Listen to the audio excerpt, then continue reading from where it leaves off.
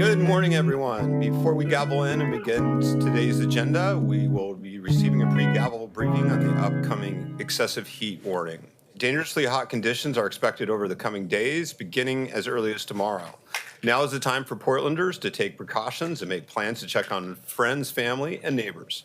I'd like to welcome Shad Ahmed, Director of our Bureau of Emergency Management, to give us an update on what to expect. Thank you, Commissioner. Good morning, council members. The forecast, as the Commissioner mentioned, is looking pretty high for the temperatures coming into this weekend. We're looking at Saturday is still predicted to be in the mid 100s, and forward models are showing that this heat will persist likely coming into the early part of next week. We're still looking at Saturday as being the most dangerous day, so that's what we're kind of focusing our efforts on.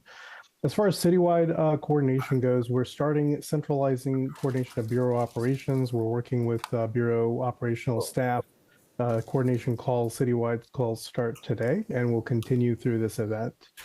We have two broad categories of response activities for the public. One is kind of our physical response activities. What are we physically doing? Important to note that as the lead human services function for our region, the county oversees the staffing and opening of cooling centers and shelters, and we're working very closely with them to see what their needs are and what their updates are. They have indicated to the city that they're in a good position for staffing and facilities in this round. We will continue to monitor that, as the city's role here is for extreme scenarios where county resources are exhausted.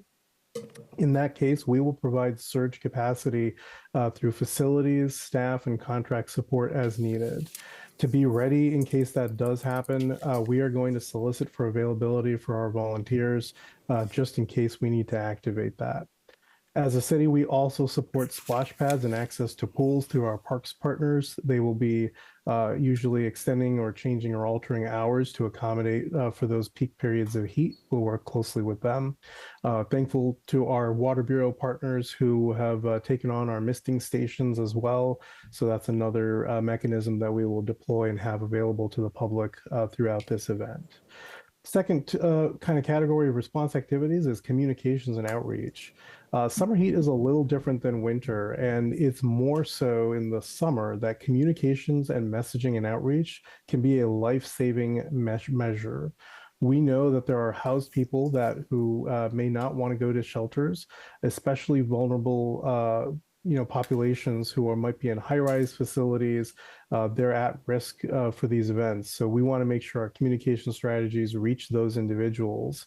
We're going to be doing, and we've already begun, you may have noticed, a pretty aggressive campaign for public information. We work very closely with the county. We've pushed out messages on social media. The website for the city has a banner up that will be continually updated with the latest information. We have a network of community-based organizations that we work with regularly called Community Organizations Active in Disaster, or COAD. We're going to be coordinating very closely with them. Some of those organizations also open up some of their own cooling spaces as well. We also have our Portland Neighborhood Emergency Team volunteers that we may call up to support call center activities and potentially do some door-to-door communications to vulnerable populations. That will be explored later today. And finally, we will likely be requesting and working with the mayor's office on an emergency declaration to help us centralize coordination operations. Will also give us some operational tools for mechanisms for incentive pay and things like that. So we'll be working very closely with all of our bureaus, working with the new city administrator's office and working with the mayor's office to make sure that we support Portlanders through this incident. Thank you, Director Ahmed. Colleagues, any questions or comments? Yeah. Commissioner Ryan. Well, the mayor has. I'll go. Mayor Wheeler. Great, thank you, Shaw. Thank you very much for the update. I just want to reiterate, the last time we had an extreme heat wave, a number of people did die from the heat wave. I feel that we've done a good job with our city and county facilities, particularly for those who are homeless, those within the TAS and SRV sites.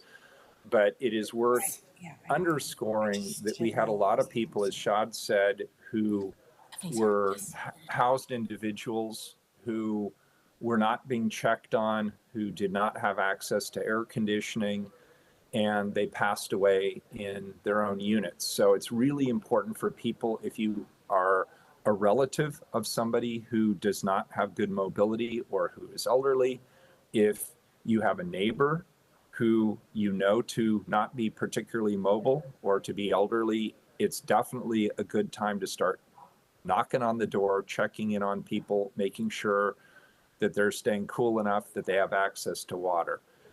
There is only so much government can do here. We'll do our part, but it's really important that the community also take care of itself and each other.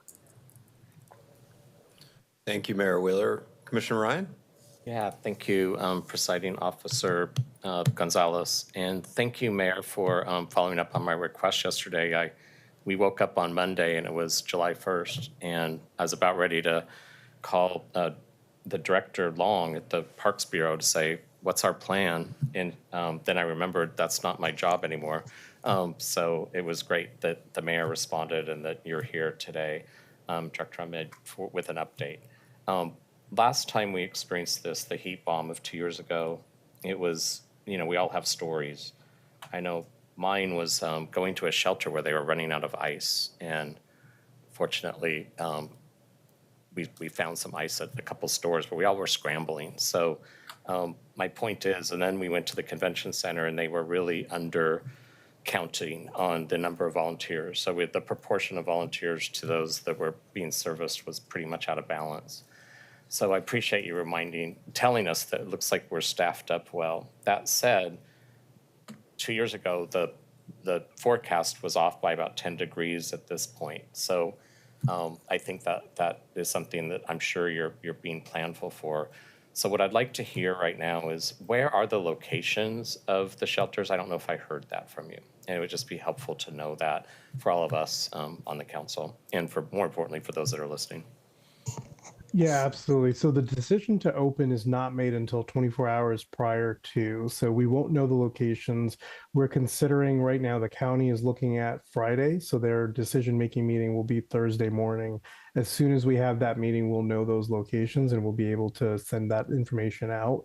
Also, if you currently go to portland.gov/heat, you can look at, there's a link that will be updated continuously. So even before we announce it, as soon as that's made, the decision is made, it will be updated on that map. And just to also address, Commissioner, your point about the heat dome, that is a point well taken, and so we're always watching the Weather Service. I will say that they continually update their models based on those experiences. And of course, it can still change, but right now they're saying that there's a lower risk of evolving to that point of where we experienced overnight temperatures. That was the big difference, that overnight temperatures were a lot higher than they are forecast to be in this event. But I will also address to you, your point is again well taken. We have to be ready for the worst case scenario, and so we do have an backup to the backup plan. Our backup plan is to staff with city volunteers, but this year something different that we are doing is we have some contractors who are also geared up and ready to come in and deploy and support us. In fact, they've already told us that they're able to deploy on a short notice for this event, so we have them staged, ready to go, given that it's a holiday weekend. Thank you. And I recall also last time we did, I think, a really decent job of being out on the streets, working with those who are homeless. But most of the tragedies and deaths came from those who were isolated in their homes. And so it's about that strategy. So what I'm hearing from you is that the COAB, is that the acronym you just used, which says these are the community organizations that we're partnered with. Please tell me one of their main job descriptions is doing outreach to those who are isolated at home, who go through some symptoms that are very confusing to their loved ones even, and then suddenly they have a heat stroke. So heat stroke seems to be a very mysterious disease that comes on very quickly. And so those are where most of our deaths were. So tell us a little bit about how that network is evolving.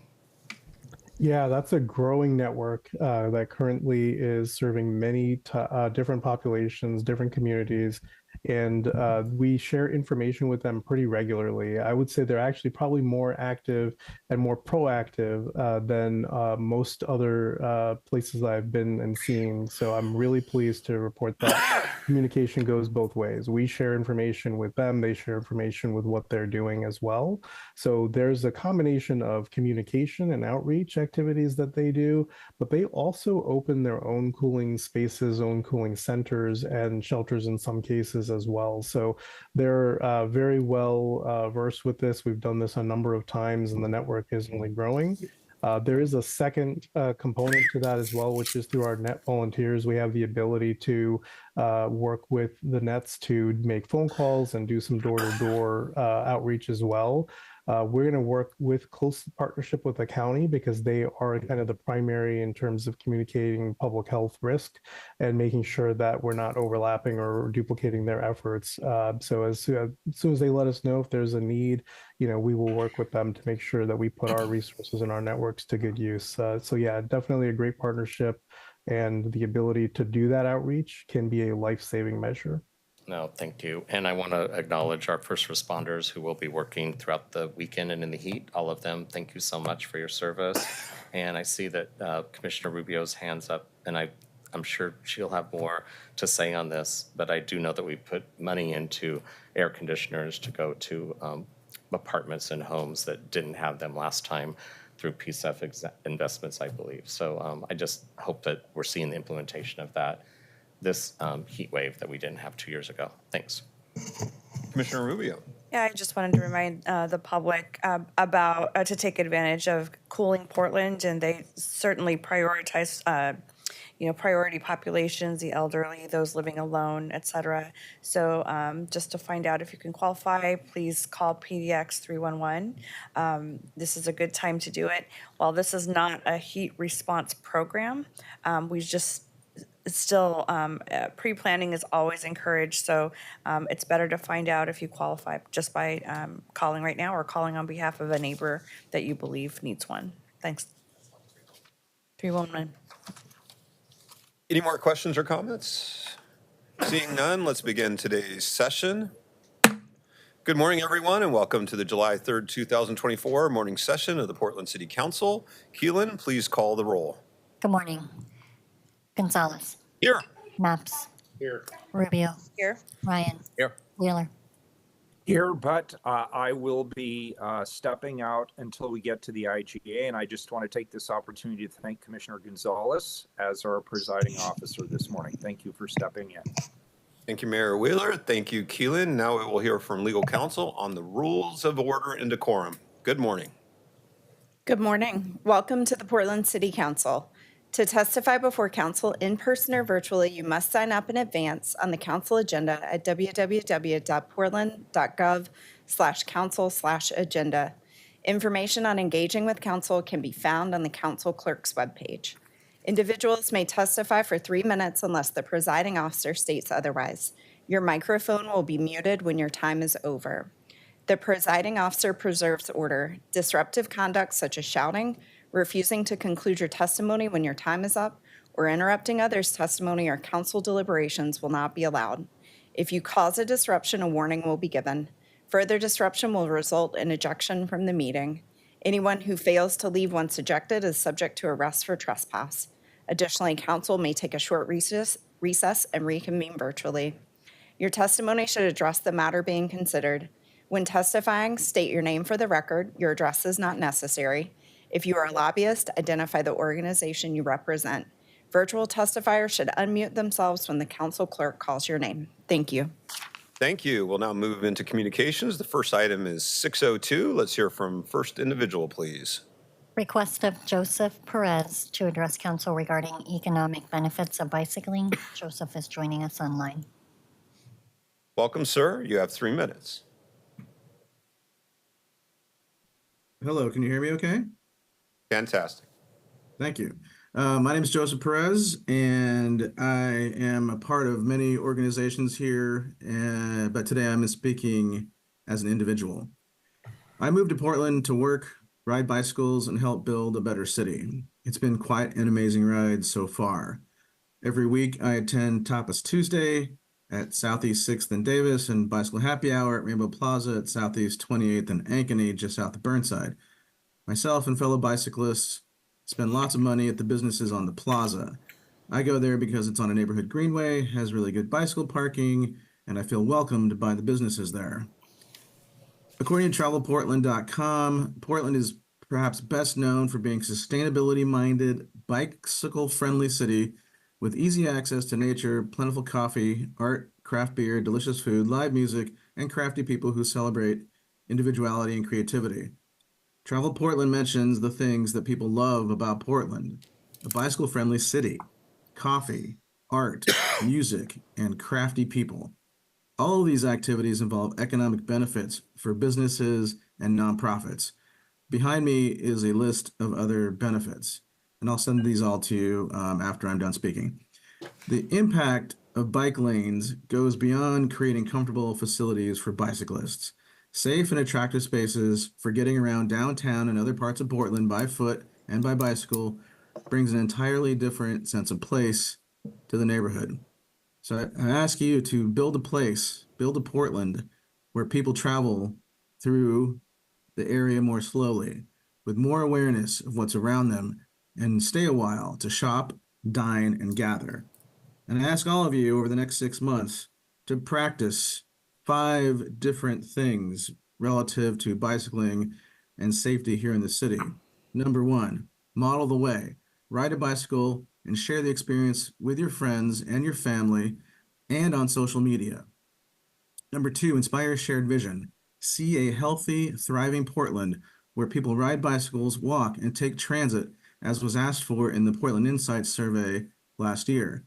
Number 3, challenge the status quo in the process. Find ways to say yes to new ideas and projects that improve the safety and attractiveness of riding bicycles, walking, and taking transit in Portland.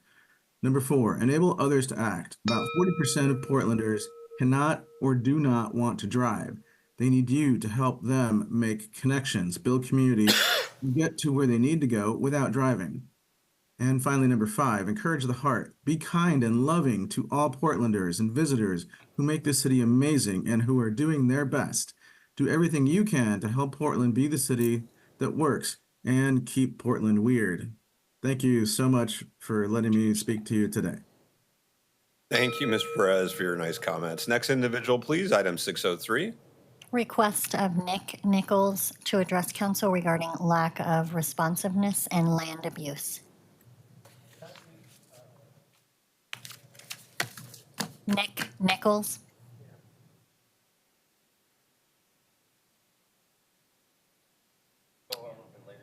Mr. Nichols, are you present? Asking to go out of order. He's not quite. Okay, we can circle back. Next individual, item 605. 604. 604, thank you. Thank you. Request of Brad Perkins to address council regarding Cascadia High-Speed Rail.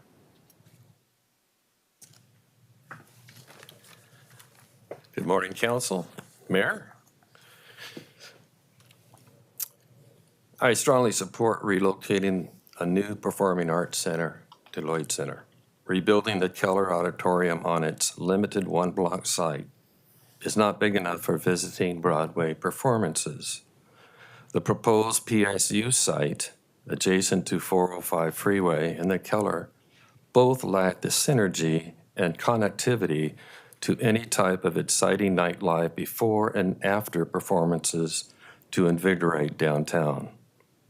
If there are no vibrant cafes to enjoy conveniently located near the new PAC, people will hop in their cars and leave, which is similar to what happens when attending events at the Moda Center. I attended the 3 alternative project presentations by prospective development teams for the city to review, and I was most impressed with Urban Renaissance and ZGF Architects' plan to locate the new PAC at an absolutely beautiful site across Northeast Multnomah Street from Holiday Park. The PAC would act as a catalyst for endless opportunities for mixed-use development surrounding Lloyd Center's underutilized parking lots. Multnomah Street could connect the new PAC to the Rose Quarter and future Cascadia High-Speed Rail Station via a carefully planned promenade of unique shops, similar to the famous La Rambla Street in Barcelona. ZGF Architects' artful building design and open plaza plan for the new PAC engages people's desire to not just experience a show, but be excited by how this Lloyd site was transformed into a project worthy of international recognition. The flexibility of the plan captivates you into a new creative Lloyd community, an invigorated holiday park where people of all types would love to live, work, and shop at and be part of the theater scene.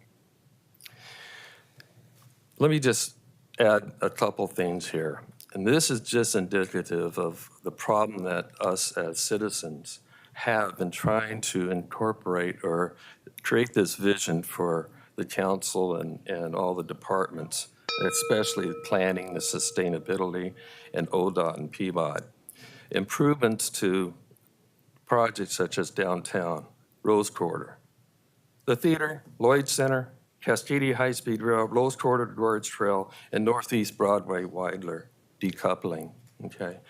All these need CIC, Citizen Involvement Committees, but yet I've been around a long time and I've seen where the city acts without being able to have citizens' involvement in a very constructive manner with good ideas. So I hope, sorry, I'm taking a little bit more time. I hope that the next council and the new mayor, one of you, will be able to plan accordingly when the new council happens. Okay, thank you very much for your time. Thank you for being here, sir. Next individual, please. Item 605. Request of injured and pissed off to address council regarding eviction.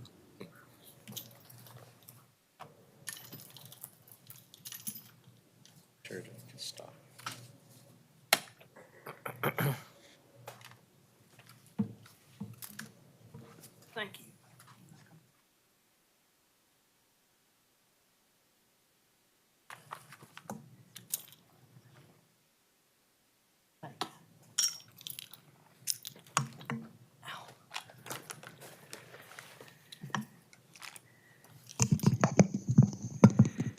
guilty, injured, and pissed off. I had my name legally changed, and I brought the papers that the apartment had provided me. My address is 1212 Southwest Clay, apartment 217, and that's Portland, Oregon 97201. Even having my service animal attacked 7 times in less than 6 years, having my spinal cord fractured in 2 places, my hip broke, medical mistreatment. I spoke at City Hall June 29th of 2022. If you remember the medical mistreatment at the hospital where they were standing me up. And of course, I've got from the hip surgeries and the spinal cord injuries, they've determined that my spine is 12 degrees out of alignment, and they call it scoliosis. The reason why I can't stand and walk. Even with having a very nice TV stand that I'd purchased and brought to my apartment building, it was 5.5 feet long, made of metal, rolled on the wheels, locked all 4 wheels, had 2 shelves of glass. It must have weighed 200-300 pounds. It was 24 inches wide and 3 feet tall, big enough to where I had to have a 65-inch TV that I'd bought to put on the stand, and somebody stole it in the apartment. Outside, it was outside in the hall where I'd asked the apartment managers, and I reported it to the police as them stealing it. And even with that, I was still paying rent with the COVID, but I quit paying rent finally because they were letting people in my apartment when I wasn't there. I'd been in the care facility last year, and June 19th when I'd gotten out, even that didn't discourage me, but I really got mad when they're just letting people in the apartment to even steal stuff that's gone missing. I can't put up with that at all. There was something else I was going to say that was rather important. I couldn't hook up my air conditioner last year and suffered in the heat, and of course I still can't do it this year, and I'm in big trouble with that heat. And with being on the turd list, I won't get no help, so to hell with it. I want to leave this with the board clerk. Thank you. Commissioner Rubio? Yeah, sir, I'm so sorry that you're still dealing with a lot of these issues. And I just want to let you know that Tim from the Portland Housing Bureau's Rental Services Office is here in council chambers and can meet with you right now to see if there's anything we can do to support a lot of the issues that you've outlined. Okay? Thank you, Commissioner Rubio. And thank you, sir, for testifying. A reminder for all of those participating in communications, the mic, we're trying to be consistent, is going to be cut at 3 minutes. So I've let folks finish their sentence, but just be aware your mic's getting cut right at 3 minutes. Let's see. Next individual, please, item 606. Request of Tim Lehman to address council regarding North Tabor development and Greenway concerns.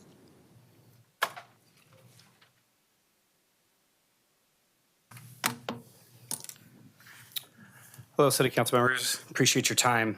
My name is Tim Lehman. I am a North Tabor resident, and I am here on behalf of 60-plus North Tabor residents who have major concerns about the amount of apartments that have been developed and are currently in the process of being developed around the Greenway in our neighborhood. This Greenway that I talk about stretches from 47th to 72nd, Northeast 47th to Northeast 72nd Avenue, along Everett and Davis. Over 400 new apartments have gone up on Burnside and Gleason Street alone. All of them offer no parking. This is causing traffic to build up inside the neighborhood and pushing very close to the Greenway. Another development is coming soon where the Jag Shop used to be on 57th and Burnside. We know that that's probably going to be at least another 80+ units, and will also not have parking. One of the latest proposals is actually within the neighborhood on the corner of 57th and Flanders. It is 1 block away from the heavily used Greenway. It offers 32 units with no parking. So now we are 400 units on Burnside and Gleason that are pushing into the neighborhood, and 32 units within the neighborhood that will be nestled up right next to the Greenway. We believe that this is a major safety concern. This Greenway is heavily used by pedestrians to walk their dogs, kids play, ride bikes. It's a bike-safe street that stretches across the entire city of Portland. What is going to end up happening is cars are going to be lined up and the visibility is going to become so poor, someone's going to get hit. And it's only a matter of time before it happens. These streets from 52nd, Northeast 52nd to Northeast 58th also act as major cut-throughs between Burnside and Gleason. So people that don't want to wait for the lights, because obviously if you've ever been there, traffic's really heavy on those streets come 5 o'clock. So they buzz through. Okay, so we already have a problem with kids playing where people won't slow down because they just aren't patient enough. Okay, adding more cars, again, taking away more visibility, making it more dangerous for the cut through.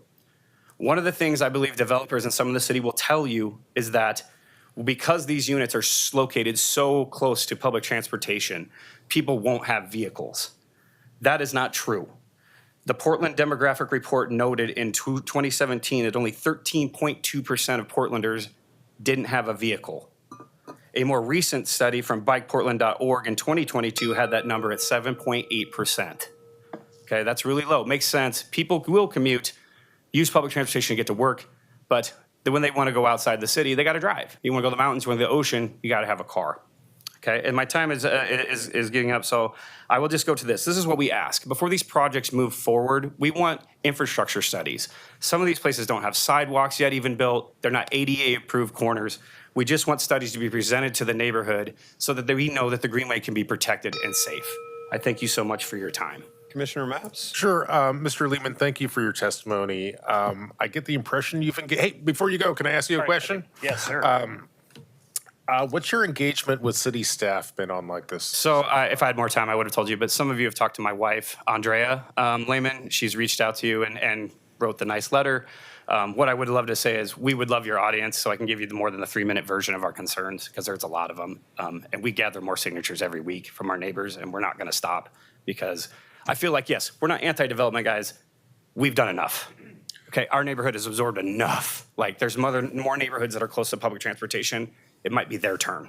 You know what I'm saying? Like, I feel like we have done our part. Please allow other neighborhoods to do our part, and don't ruin the Greenway. It's the one thing that we love and that we have. So please do everything you can to protect it. Mr. Lehman, thank you for that. I am more than happy to sit down with you and talk about some of the challenges here. And one of the requests that I would have is that now we have deputy city administrators who oversee spaces like this. And I think in this instance, we have Donnie Oliveira. I might ask Donnie or encourage Donnie to send a letter to you folks explaining how we got here and some options moving forward. I do think that there are some planning processes which are going to be opening up fairly soon, which might be a forum to kind of work some of this out. But I will leave it to the professional staff in charge of the space to articulate what that looks like, and feel free to reach out to my staff. I think I got Jackson in the back of the room too. Okay. We'd love to follow up. Appreciate all your time. Yeah. Before you go, Oh, yeah, Commissioner sorry. I just wanted to say I did meet with your wife and Yeah, with a thank group you. of community members, and I just want to just support and vouch for what you're saying, because I actually used to live in that area. It's very unique. It's very different because of how it's boxed in with all those thoroughfares there. I believe actually you were my next door neighbor. So Yeah, and I live right on the Greenway. Yeah, you and were- so I yeah. completely understand what you're saying. It is a unique situation. So I'm hoping that this will get resolved, and that we can have those things top of mind for future planning as well. So we don't mind the apartments on the major streets, but we're Sure. just inside the neighborhood. It's getting a little dangerous. You know what I mean? That's our major concern. So I support what Commissioner Mapp said about connecting with Donnie Oliveira, who is now overseeing that portfolio. So we're tracking this. So we'll continue to be in touch as we know more. But my staff, Megan Byer, is on it, and she's been finding out more information. And so, Okay. yeah, we'll be in touch. We appreciate all of your hard work. Thank you guys so much. Appreciate it. Thank you for being here, sir. Next up, let's go back to item 603. Request of Nick Nichols to address council regarding lack of responsiveness and land abuse.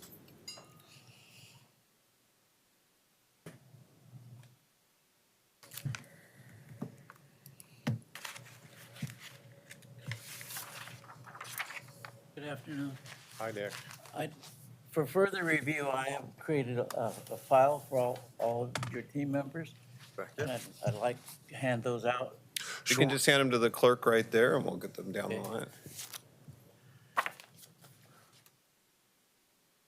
I'm nervous as a cat on a thin rope. Nick, Nick, I've known you for at least a decade. I encourage you not to be nervous. We're very much here to hear your concerns and be real partners, and it's great to see you again. Thank you. Sure. Much. I appreciate it. Well, Sir, would you mind speaking into the microphone, just so folks can hear? There we go. well, as you all heard, my name is Nick Nichols, and I've been a Park Rose merchant for a little bit over 46 years in the deprived Sandy Boulevard area. My wife and I own the only developable piece of property in Park Rose. I've got 1 acre that is developed with intentions of potentially establishing another 18-unit food cart facility, which again will employ over 20 more people and their families. 1 acre lies to the west in total limbo due to the restriction the city has placed as a result of an erroneous interpretation of the terms in documentation when we were annexed into the city of Portland, which I think approximately, would you say about 10 years, maybe? Yeah, something like that. Okay. Well, continue. Well, I've got 2 tax lots that the city has put on a restriction on me, telling me that I have to sell those 2 lots to one individual. I've had 2 sales fail by a Fortune 500 company, which is Oil Can Henry's. No, O'Reilly Auto Parts, I'm sorry, O'Reilly Auto Parts, which was devastating to me, especially getting it the second time. I've had numerous offers on the property, but when they do their due diligence, they find out that it has to be sold that way. I don't see how in the heck that based on me having 2 individual tax lots, I can't sell one. You know, I've had buyers that want just one. And the restriction makes it virtually almost sale-proof. 1 lot would, in my opinion, handle Oil Can Henry's, but when they go down and ask, doing their due diligence, I've actually had people that have done some due diligence, and one person came back and told me that when is Mr. Nichols going to get it through his harebrained head, you know, that this is the way it is. And it's crazy having, you know, when you have 2 tax lots, you'd think I would be able to sell it to one person. That's it. And then other buyer, pick one. You want this one or you want that one? So your time is up, but we've got a number of questions for you. So maybe I'll turn over to Commissioner, I had Commissioner Rubio Yeah. first and then Commissioner Maps. Yeah. So, Mr. Nichols, thank you for being here. I know that you met with folks in permitting and also in my office. There are some legality issues, and I think that's what you're talking about. That's the crux of the matter. So I'd like to offer you to connect with my Chief of Staff, Jillian Choney. She's here, as well as Stephanie Beckham. If anyone can figure out a path, and there might be some real challenges to exactly what you want, but Jillian is very creative, and she'll work with the Bureau. So she's here. She can talk to you right after. Okay. And if I may, presiding officer, Nick, thank you for coming in today, especially in person. I want you to know you can also zoom in online, which sometimes is easier. And I want to thank Commissioner Rubio's staff and team for leaning into this one. I'll also kind of speak to, I guess, the Deputy City Administrator in charge of Economic Development, which I think is Donnie, who kind of, I think would be a key person in this space. I know the Park Rose Business District very well because I worked out there for a long time, and my job was trying to spark economic development there. I literally know who owns which pieces of property. Frankly, I was out in Park Rose probably last weekend and was pretty heartbroken by what I saw. I can literally tell which property owners have kind of given up to some degree because of the challenges they face. Mr. Nichols, I think that your particular piece of property is really key to revitalizing that neighborhood. There's a lot of potential there. It has a big footprint. I know for complicated reasons it's been challenging to sell it and develop it. But I'll tell you, getting this done is one of the critical steps, and I think bringing Park Rose back. And Park Rose will come back, but certainly to get there, we're going to have we're going to need some assistance from the city of Portland and frankly, I think from the Economic Development Service Group. So I sure hope that you and someone from Donnie's team can really talk. In this particular situation for city staff, I really encourage you to physically go out and take a look at what's happening in the neighborhood. I think that you can see the relationship between particular plots of land and how you can go about bringing in new businesses like expanding the auto parts store or expanding food carts. Park Rose has great bones, as I think people in the real estate industry like to say, but they face some challenges. I think the city can be productive here, and at least as long as I know we've been working on this for about a decade, Nick, and as long as I continue to work in this space, I'll be a bridge to try to help you and Park Rose get to where you want to go. If I may interject, it's Sure. the only raw piece of ground that's developable all the way through and up over the bridge. The only acre it's the last one. There is no more. You're absolutely right. That's a great footprint. I think if anyone's looking for opportunities in the Park Rose neighborhood, I encourage you to drive up Sandy Boulevard. There's so many exciting things that will happen there. And I'll tell you, when Portland's economy is going well, you can literally see prosperity march up Sandy Boulevard. And what typically happens is we hit a recession before we get to the Park Rose neighborhood. I'm deeply committed to continuing to push prosperity east up of Sandy Boulevard. I know it will happen, and I know it will happen in my lifetime, and I know that we can get there so you can enjoy it too, Nick. Well, at 83, I'd like it to happen yesterday. I know you've been very persistent at this, and we appreciate your persistence, and I do think that you have some partners on this council. Well, I'm more than remotely interested in doing an additional 18 food carts on my fenced area, which is just a shy under 20,000 square feet.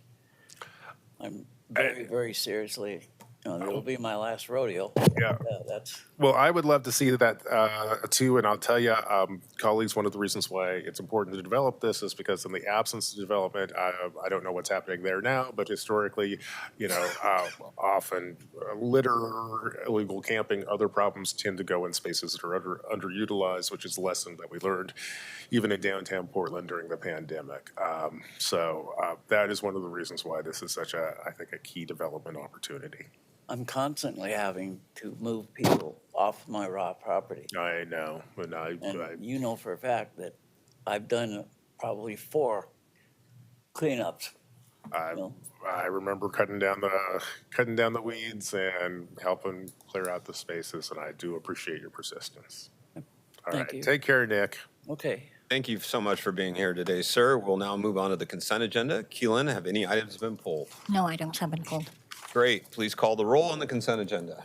Maps. Aye. Rubio. Aye. Ryan. Aye. Gonzalez. Aye. Consent agenda has been adopted. We will now move to the first time certain item 607, a presentation. Present the Patriot Award to Mark Fetters for outstanding support of reserve military members on behalf of the Office of the Secretary of Defense, employer support of the Guard and Reserve. Welcome. Thank you. It's a long title. And I'll pass it over to Commissioner Rubio to introduce the item and the presenters.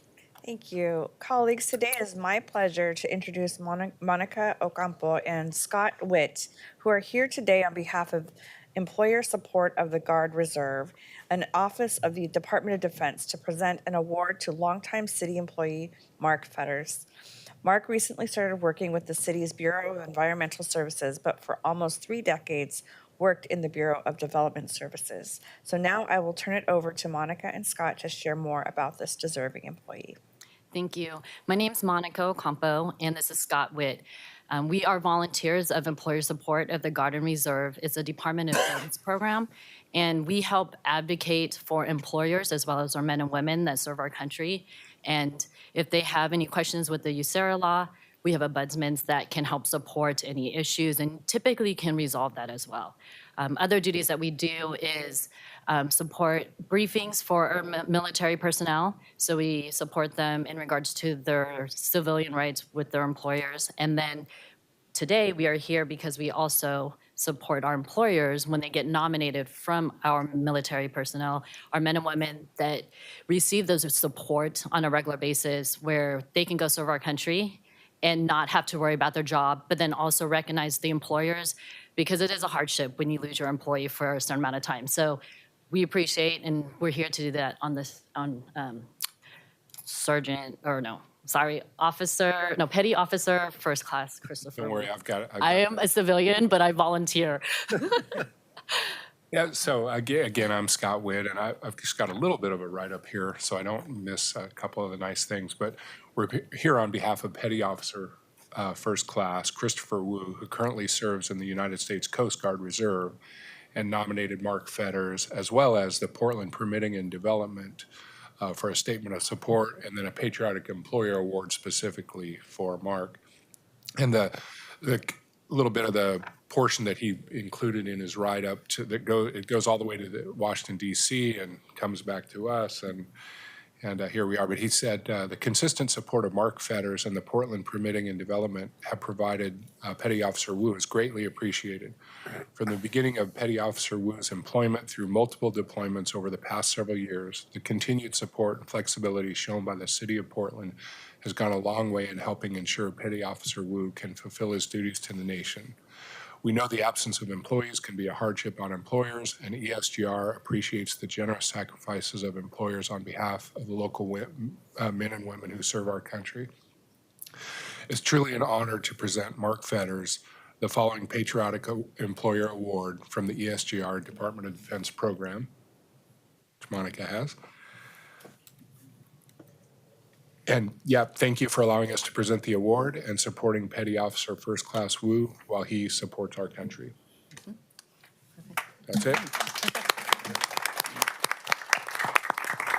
You want to say anything? Thank you. I just want to express my gratitude. Thank you, Monica and Scott, for being here today and taking the time, and just for the work that you do and the support that you provide for us as employers and for men and women in the service. And I just thank you, Chris, for nominating me. He surprised me with this. I didn't know this award existed, so I'm very grateful for it. And I just want to recognize Chris as well.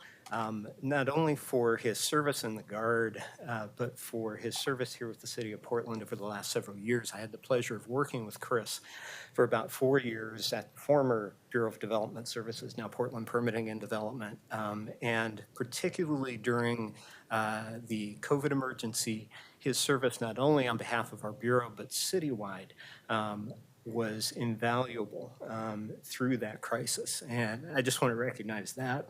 And was just glad that I could play a small part in providing support here and the Bureau as well, so that you were free to go and, fulfill your obligations and provide service to the nation as well. So thank you.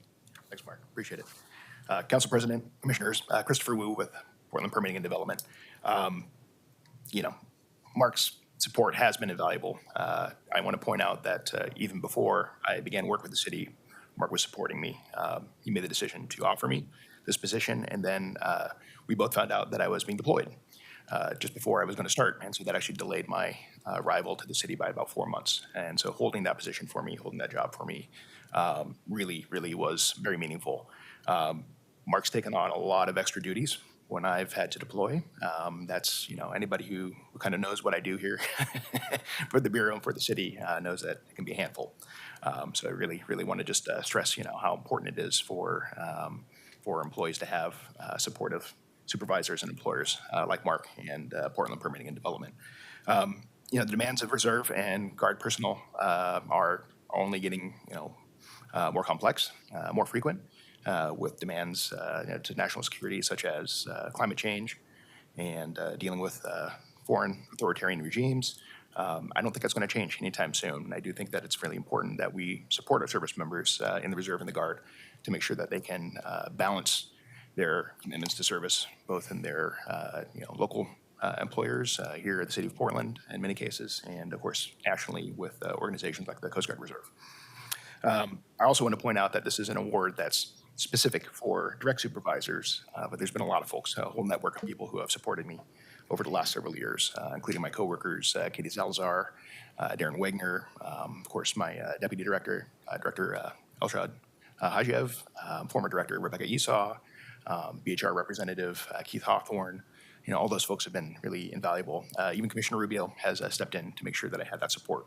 So I'm very grateful. I want to say thank you very much for continuing to invest in service members that are working for the City of Portland, and look forward to seeing future awards brought before this council. Thank you. Does that conclude the presentation? Yes. I'd like to turn over to Commissioner Mapps. Sure. Well, thank you, Presiding Officer Gonzalez. And I just want to thank our entire panel for joining us today. And Mark, in particular, congratulations and thank you for your incredible service. I also want to say welcome to Environmental Services, a bureau that I'm very excited about. And we're excited to have you over there. Chris, thank you for your service to our city and our country. And I also just want to take a moment to thank, all of the city employees who literally pull double duty by, serving the folks here in the city of Roses and this nation. We are deeply appreciative. Thank you very much, Commissioner Ryan. President. Yes, Mark, I just wanted to take a moment to say congratulations. I can tell you're extremely comfortable with receiving this kind of attention.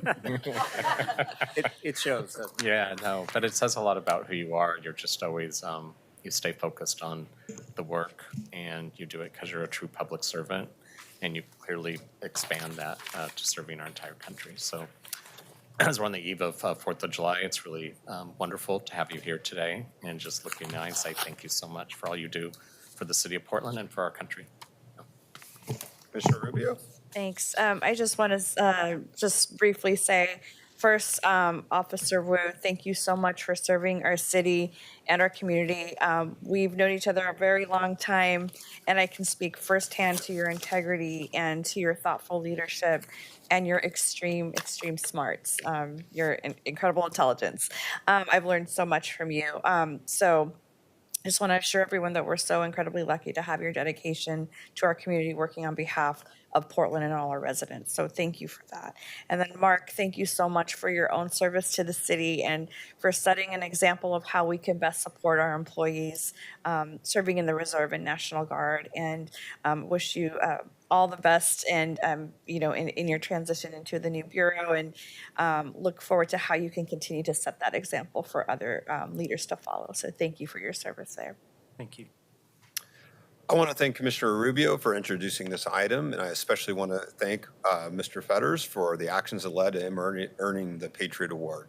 The U.S. military is an all-volunteer force, and only a small fraction of the population actually volunteers for that service. The result is that we live in a society and a culture that doesn't really understand the burden of military service or the manner in which everyday civilians can support the military service of others, whether active duty, reserves, or National Guard.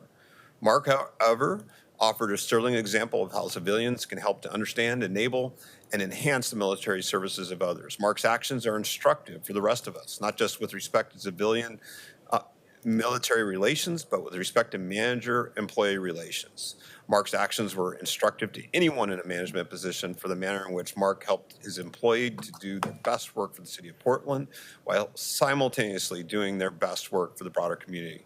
Thank you, Mark, and congratulations on receiving the Patriot Award. Thank you all.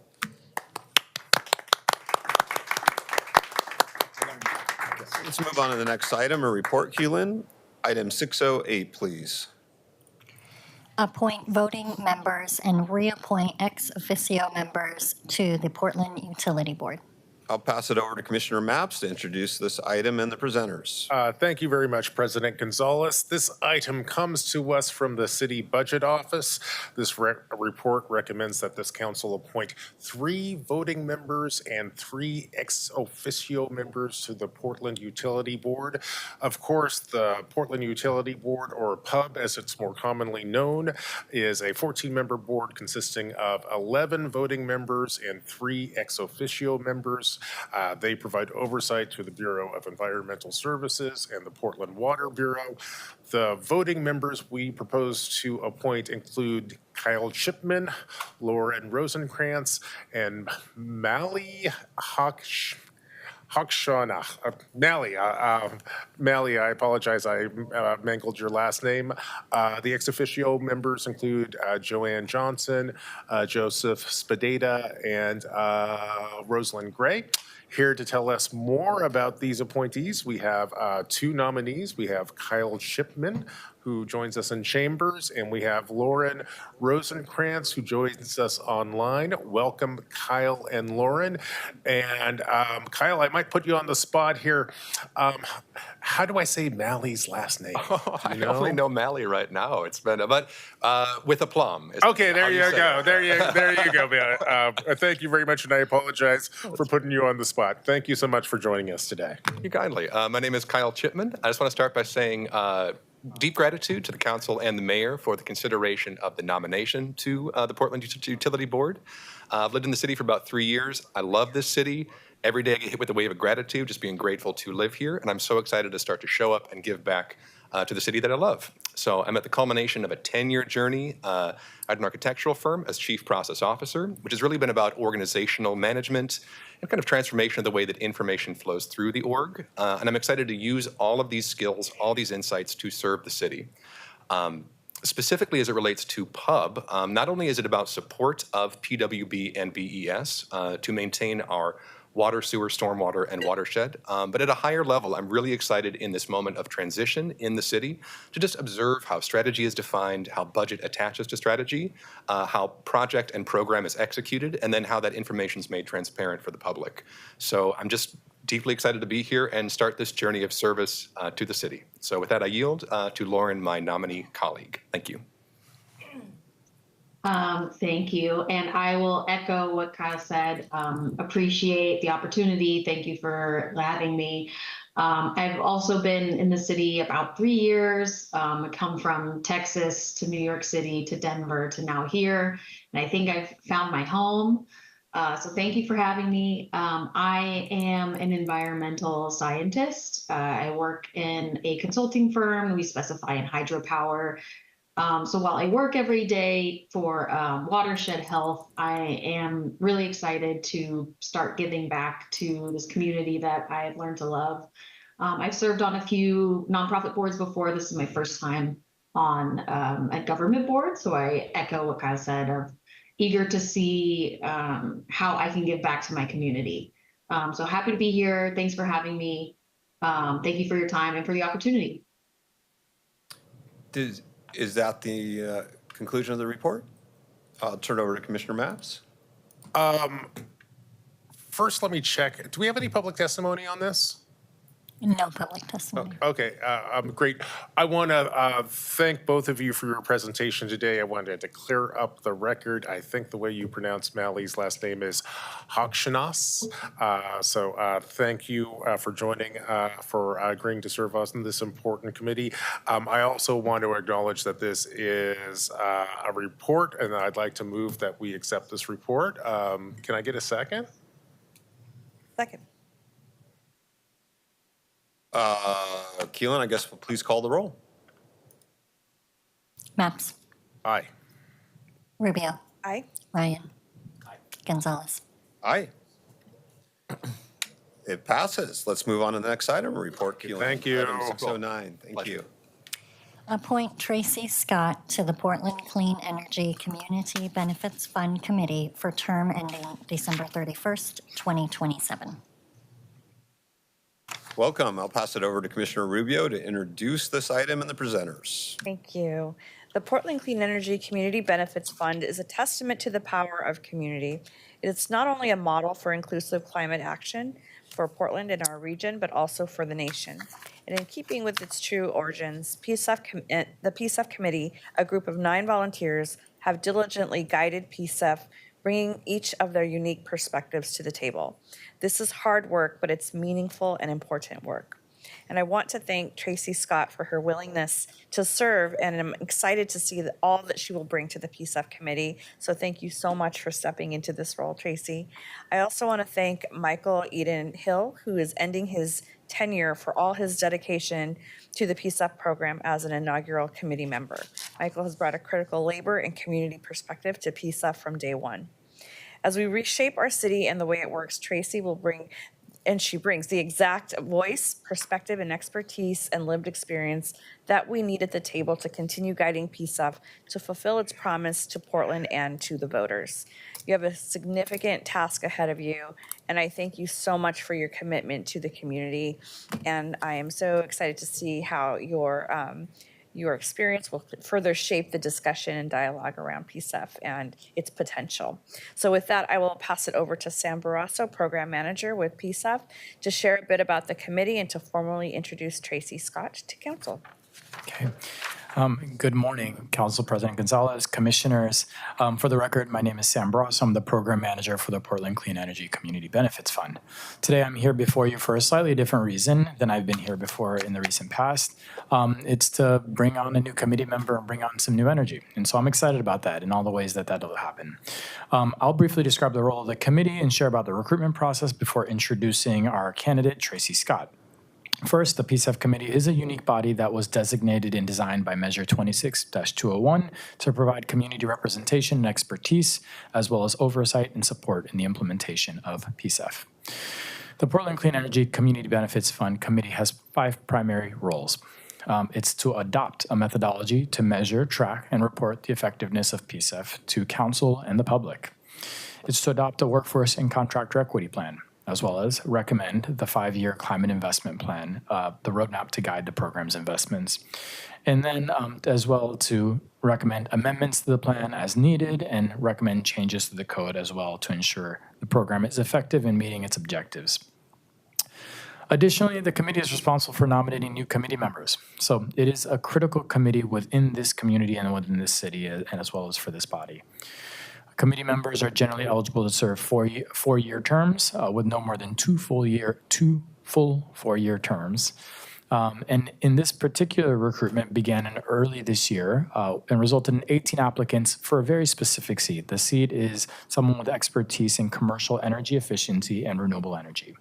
Those applicants were evaluated and subsequently interviewed, and through those interviews, Tracy Scott rose to the top unanimously as a top candidate, incredibly strong and qualified candidate. One, I'm grateful for the work of our PSEF committee subcommittee members, Maria Sippin, Ramfis Giattino Villatoro, as well as Paul Lumley, in evaluating candidates and ultimately elevating Tracy Scott. So Tracy is the Director of Energy Programs at the Energy Trust of Oregon and brings an incredible depth and tenure of expertise in energy efficiency, renewable energy, affordable housing, as well as community involvement, and so much more through decades of experience here in the Pacific Northwest, Midwest, and East Coast. I've had the fortune to get to know Tracy over the past few years, and I'm both thrilled for the committee as well as the city that we will directly benefit from her experience and expertise, and it'll really line up well in terms of the direction we've been heading over the past couple of years. As with other committee members, I will note that Tracy is serving on the committee in her personal capacity. And with that, I will pass things over to Tracy Scott to share a few remarks. Tracy, thank you. Thank you so much, Sam. Thank you, Commissioner Rubio. Good morning, commissioners. For the record, my name is Tracy Scott, and I am so pleased to be named to the Portland Clean Energy Benefits Committee. My career history has spanned two disparate disciplines: grassroots community advocacy and clean energy. Being named to the PSEF committee gives me the opportunity to work jointly with fellow committee members to support community access to the benefits of clean energy, specifically those who have really been left out of the clean energy transition. Those who know me also know that I am equally passionate about living in the Pacific Northwest since I originally landed in the Portland area back in 2010, and again returning again in 2021. This role gives me the opportunity to connect all three of my passions: advocacy for those who have been marginalized from the clean energy transition, and those who are that need to experience the clean energy transition, advocacy for them, and of course, living here in the general Portland metro area. So on that, thank you so much for this nomination. I greatly appreciate it. Great. Does that conclude the report? Keelan, do we have anyone signed up for public testimony? No one signed up. Are there any questions or comments from my colleagues? Can I get a motion to accept the report? So moved. Can I get a second? Second. Any further discussion? Hearing none, Keelan, please call the roll. Maps. I want to thank Ms. Scott for agreeing to serve on this important committee. I vote aye. Rubio. Tracy, thank you again for your willingness to serve on this committee. We had the chance to meet, and I just remain so impressed with your expertise and the perspective that you're going to bring to this work. And you also bring a strong commitment to the intent of the program, which I really appreciate, and the promise to our community. So we're thrilled to have you join. I'm happy to vote aye. Ryan. Yeah, welcome to the committee, Tracy. I find your appointment actually very refreshing based on reading your bio. I'm especially hopeful that you will lend some of your workforce development expertise at PSEF. I liked in your statement of interest, you called that out. I'm a champion for workforce development and expanding access for others to the great opportunities offered in the clean energy industry. I worry sometimes that Portland, we see ourselves marketing-wise as the clean energy hub, but we have to take more action to actually build that, or we'll be lapped by other markets that don't seem to proclaim that. So it's really important to have you on this committee. I vote aye. Thanks, Gonzalez. I just want to thank you so much for your willingness to serve. I vote aye. With that, the report is accepted. The next item is a report, Keelan. Item 619, please. Appoint Michael Dilks and Rita Rice to the Noise Review Board. I'll pass it over to Commissioner Rubio to introduce this item and the presenters. Thank you. The Noise Review Board is an advisory body reviewing certain noise variances for projects that range from nighttime construction projects to large outdoor concerts. The board also works to develop long-term objectives for reducing sound levels in the community. Noise Review Board members serve as a voice for the community and for the industry, seeking to balance the requests for noise variances with community livability concerns. And the board is comprised of 5 members, including 3 community member at-large positions, a representative from the construction industry, and a professional in the field of acoustics. Members are appointed by council for a 3-year term and the possibility of serving a second 3-year term. So I'm pleased to present Rita Rice for a 3-year appointment to serve as an NRB member, filling the professional in construction position. And I'm also pleased to present Michael Diltz for appointment to the board representing the community at large and completing the remaining term left by a recent vacated seat. Beth Benton and Portland Permitting and Development will now provide an introduction of the appointees. Thank you. My name is Beth Benton, Commissioners, and I'm with Property Compliance Manager for Portland Permitting and Development. I'm pleased to present the following 2 appointments for the Noise Review Board. And after my introduction, I will provide each appointee a moment to address council. Rita Rice will be assuming the professional and construction position for the board. Mr. Rice has over 45 years' experience in the field of construction, specifically heavy and highway construction. He understands the noise impacts generated from activities and equipment used during large construction projects, and he is looking forward to providing professional input relating to an industry that is often a source of noise and which also requires frequent applications for construction noise variances. Michael Diltz will be representing the community at large and completing the remaining term left vacant recently. Michael is an elementary school principal whose work requires him to work collaboratively with our community, regardless of race or language, or if they are staff, parents, neighbors, or students. He is also a teacher, musician, father, and an active community member. In addition, he also has a background in audio engineering. As a board member, Michael sees this as an opportunity to help guide policy in a way that addresses and supports all community members related to sound and noise in all its forms throughout Portland. These 2 candidates bring a wealth of expertise and varied experience to the Noise Review Board, and with these appointments, all of the 5 positions will be filled. And at this time, I would like to turn it over to Mr. Rice, followed by Board Chair Mary Sipe, to introduce themselves. Mr. Diltz did not wish to make a statement today, and Mr. Rice, the floor is yours. Thank you. Welcome, or good morning, Commissioners. My name is Rita Rice. I'm born and raised in Portland. And the reason I'm applying for this job is the previous holder of professional in construction was Desi Wright, who is a work cohort and acquaintance for many years, and she asked if I would be interested.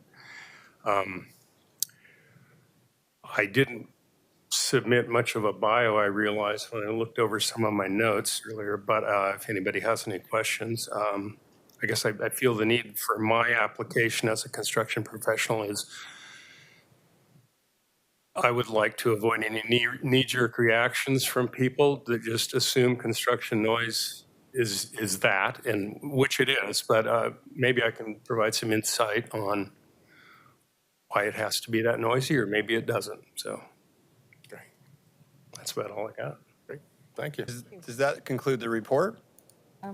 I was just going to make a statement. I'm Mary Sipe, and I'm the chair of the Noise Review Board, and it's nice to see all of you again. I want to thank Rita and Mike for applying and joining the board. We're a board of 5, but we've been a board of 3 for almost 2 years, and it's been a challenge. And we really need people with expertise like Rita and Mike to help us with a lot of the decision-making that we have to do. And also, I want to thank the current board members who have stuck in there the last couple of years, and also former board member Desi Wright, as Rita mentioned. You've got some big shoes to fill, but she highly recommends you, and that means we've got a valuable input on the board when it comes to the construction. I also want to thank the noise office staff and Beth. Paul Van Orden, the noise control officer, Juliet Oliveira, the coordinator, and Nicholas Carroll, the specialist, and especially Beth. Without their support and their input to the board, over the past couple of years, we have accomplished a lot, especially as a board of three. For the first time in the 10 years that I've been involved with the Noise Review Board and the 4 years I've been on the board and 3 years as chair, for the first time we have an actual work plan of items that we are working on to address to improve our noise program. And also thanks to Beth for putting together the work group to help with the revisions to the Title 18. I've been advocating for that for 10 years, so woo-woo. So with that, I just want to say thank you. And last but not least, I just want to say the noise program is drastically understaffed and underfunded. And we desperately need to figure out how we can find funding to increase the staffing and also to address some of the needs that we have in the city as it relates to noise. Thank you. Does that conclude the report? Keelan, do we have any public testimony? No one signed up. Colleagues, any questions or comments? Hearing none, can I get a motion to accept the report in a second? Sure. I'll move the motion. Second. Commissioner Ryan moves, Commissioner Rubio seconds. Any further discussion? Hearing none. Keelan, please call the roll. Gonzalez. Thanks so much for your willingness to serve. I vote aye. Naps. Yeah, I want to thank Reader and Mike for their service on this important committee. I vote aye. Rubio. I want to thank Reader and Mike for joining and your service to the city. I really appreciate that. I also want to acknowledge the chair for your long and hard work, and also Beth and the team for all your great work.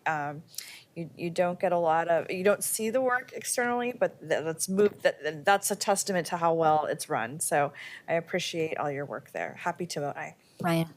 Yes, good to see you, Beth. It's always good to see you and Chair Mary's site. Thank you for your words and for your persistence. I didn't realize you'd been on the noise board so long. These are great balanced appointments, Mr. Rice, with your construction perspective. You said it really well. And then I was fascinated by an elementary school principal. Tilts, you both have a lot of experience with noise. So anyway, welcome aboard. I vote aye. Wheeler. Yeah, happy to support these appointments. Thank you for your service to the community. I vote aye. The report is accepted. Thank you so much. Next is a second reading of a non-emergency ordinance. Keelan, item 620, please. Amend Portland Clean Energy Community Benefits Code to allow a one-time transfer of interest earned in FY 2022-23 and review by the Portland Clean Energy Community Benefits Fund Committee of Code amendments proposed by City Council. Item 620 is a second reading. We've already had this presented to us, an opportunity for public discussion. Is there any further business on this item? Hearing none, Keelan, please call the roll. Gonzalez. Aye. Naps. Aye. Rubio. Aye. Ryan. Aye. Wheeler. Aye. The ordinance passes. Let's move on to item 621. This is a third reading of a non-emergency ordinance. Keelan, item 621, please. Authorize 3-year homelessness response system intergovernmental agreement with Multnomah County. Colleagues, item 621 is a third reading. We've had this presented to us, an opportunity for public input and discussion. Is there any further business on this item? Keelan, please call the roll. Gonzalez. I have voiced serious concerns about renewing this contract since joining the City Council. The Joint Office's lack of clear guidelines on the distribution of tents and tarps and other well-intended measures that ended up exacerbating the humanitarian crisis on our streets remains a serious concern for me and for many Portlanders. Over the years since we extended this agreement, the mayor's team has worked to establish line item clarity on where city funds will go in the coming year, and a meaningful shared governance structure that provides policy guidance and process transparency for the duration of the agreement. It is my sincere hope that the new steering and oversight committee will successfully meet the milestones set forth here by the October 15th deadline. I want to be clear. If they do not, my support will be lost. If these milestones are met, however, the shared governance structure established here should allow the city to play a meaningful role in directing and guiding the joint homeless response system as a whole, not just our 3-year $90 million contribution. With meaningful input into policy direction and guidance, as well as process transparency and accountability, we can ensure this agreement sets the foundation for the city to have a lasting impact in both addressing the humanitarian crisis on our streets, as well as working towards permanent end by delivering services to those in need. 2 weeks ago, I introduced amendments to this IGA that would establish clear guidelines around distribution of tents, tarps, and needles. My office worked closely with the mayor's team to include them in a single master amendment that addressed the concerns of multiple offices. Additional amendments also established October 15th as a milestone to meet expectations and a final determination by this council, as well as ensuring a meaningful shared governance mechanism and inclusion of multiple stakeholders on the board from critical sectors that have previously lacked representation. I collaborated and out of respect for the work of the mayor's team have done over the last year with our partners in the county, I do not believe perfection should stand in the way of progress. Following this, I received encouraging news from the county chair that they will be halting new purchases of tents and tarps while we work to establish clear guidelines around their continued distribution. The county is going to compromise and work with us to move the ball forward in good faith. I will see where the road takes us, to October 15th at least. While I remain firm on these expectations for milestone review and determination, I'm also hopeful about the work we might achieve together in the meantime. I vote aye. Maps. I am going to vote no on this item, which is frustrating to me because there are some parts of this proposal I support. However, there are also parts of this ordinance which I oppose. I support setting up a new governance structure for the joint office. However, I oppose how this IGA proposes to spend taxpayer funds. And let's take a moment to follow the money. This IGA obliges the city to allocate $87 million to the joint office over the next 3 years. The IGA before us today specifies how the joint office will spend city funds for the first year of this agreement. However, this IGA says nothing about how the joint office will spend city funds in years 2 and 3 of this contract. Colleagues, I believe this IGA should clearly specify how city funds will be spent in years 2 and 3 of this agreement. However, the mayor and the county chair disagree with me on this. Now, the mayor argues that this council cannot earmark city funds allocated to the joint office because doing so would impinge on the decision-making authority of the new Homeless Services Oversight Committee. To that, I respond, this council earmarks funds for future projects all of the time. Meanwhile, the county chair tells me that city dollars cannot be earmarked more than a year in advance because homelessness is a dynamic problem, and the joint office cannot predict what the county will want to spend city funds on 2 or 3 years from now. To that, I respond, it is a bad business practice for the county to ask for $31 million a year in city funds without a clear plan for how those funds will be spent. Now, I'm not going to spend a whole lot more time today refuting the mayor's and the county chair's arguments because, frankly, everyone on this council knows that they are disingenuous. And we know they're disingenuous because on the first reading of this item, this council had a frank conversation about why the city of Portland is sending $87 million to the joint office without giving the county any direction on how those funds should be spent. The mayor told us in clear terms that $87 million is an ante the city of Portland pays in order to purchase the privilege of sitting on the Homeless Services Oversight Committee. Frankly, I find that logic to be shocking and horrifying. I don't believe that this is how the city should do business. Doing so is frankly a departure from normal business practices. It's a departure from good business practices. And I fear it is also a departure from ethical business practices, which is why I vote no. Rubio. Colleagues, I supported the extension of the current IGA last year because it gave us the time that we needed to define the next iteration of our partnership with the county. It's my belief that it is only together, combining our resources and growing expertise, that we can build the better systems that we need that results in Portlanders getting what they are counting on. And it's been a long road. We knew that we needed more data-driven solutions to track progress, increase accountability, and provide greater transparency and role clarity. And we knew that we wanted greater collaboration and partnership on the city's temporary alternative shelters sites, which we created a plan for, then found partners who know how to do this work with dignity and are now seeing the very real benefits for the city leaning in and trying something new. My team had the opportunity to provide input on the Homelessness Response Action Plan as it was being drafted to ensure that the strategies in there, including those in Goal 6 related to housing, are in alignment with our work here at the city.